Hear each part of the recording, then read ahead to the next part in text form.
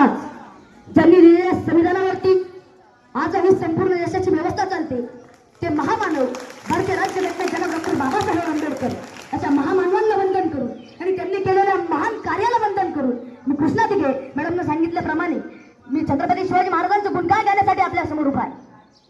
अहो छत्रपती शिवाजी महाराज या एका नावावरती सगळे मंडळ या ठिकाणी जमलेले.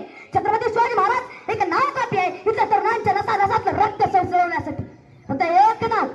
इथं काय 4-5 दिवसांपूर्वी भेटलेला माणूस आज आपल्याला आठवत नाही, पण 3.5 वर्षापूर्वी माझ्या राजानं तो इतिहास घडवला, स्वराज्य घडवलं. तो इतिहास आजही आपल्याला जसाच्या तसाच आठवतो.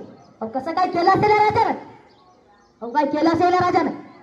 अहो सह्याद्री म्हटलं तर शिवाजी, शिवाजी म्हटलं तर सह्याद्री, गडकिल्ले म्हटलं तर शिवाजी, शिवाजी म्हटलं तर गडकिल्ले, मावळा म्हटलं तर शिवाजी, शिवाजी म्हटलं तर मावळा, टायमिंग प्लॅनिंग मॅनेजमेंट टार्गेट म्हटलं तर शिवाजी, सगळ्यात ग्रेट इंजिनियर म्हटलं तर शिवाजी, सगळ्यात ग्रेट सायंटिस्ट म्हटलं तर शिवाजी.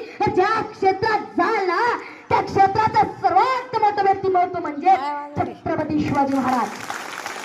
सांगावं लागत नाही, सांगावंच लागत नाही माझ्या राजाबद्दल. अहो जणू काय या महाराष्ट्राच्या मातीमध्ये जन्माला येणाऱ्या प्रत्येक पुराच्या कपड्यावरती शिवाजी हे नाव कोणाची माती त्याला जन्माला घालती काय?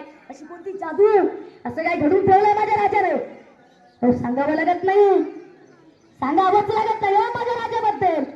700 वर्षाचा गुलामगिरीचा अंधकार माझ्या राजानं फक्त आणि फक्त 40 वर्षात मिटवले. जगाच्या पाठीवरचं सर्वात मोठं यशाचं उदाहरण म्हणजेच स्वराज्य.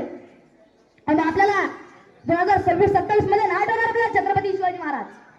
तर आपल्या छत्रपती शिवाजी महाराज समजून घ्यायचे असतील, माझा जिल्हा समजून घ्यायचे असतील तर आपल्या जमा लागेल 1600 मध्ये. कसा होता काळ, कसा होता महाराष्ट्र, कसा होता महाराष्ट्राचा माणूस, काय लढत होता, काय शोधत होता, काय झुंजत होता. अरे महाराष्ट्राच्या मातीमध्ये यवनांचं राज्य होतं. इतके इतके इतके अत्याचार की कधी यवनांचे घोडे शेतातील रुपया पिकाला आडवी करत, गावातील मंदिराचा कळस अंगातील तुळस उद्ध्वस्त करीत घरच्या आया बहिणींच्या अब्रू घरच्या वेशी बरच लुटली जात होती. पण कुणाच्या दमण्यात तकत नव्हती की हातात तलवार घेऊन त्या यवनांचा नायनाट करावा. आणि त्या प्रजेच्या डोळ्यात अश्रू, त्या यातना, त्या वेदना फक्त एकाच मूल्य दिसत होत्या. त्या माऊलीचं नाव माँसाहेब जिजाऊ आणि राजा जिजाऊ.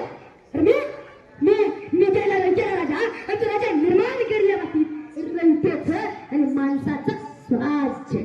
त्याच काळात माझा जेवढं डोळे आणि माझ्या माता जेवढं डोळे कशा असेला गावे आणि कशा असेला गावे. अरे माझ्या मासाहेब जेवढं डोळे लागले ते फक्त आणि फक्त रणांगणात युद्ध करण्याचे, तलवारबाजी खेळण्याचे, लाठीकाठी खेळण्याचे, सिंहासनावर बसून स्वराज्य निर्माण करण्याचे. आणि मासाहेब जाऊ आपल्या पोटातल्या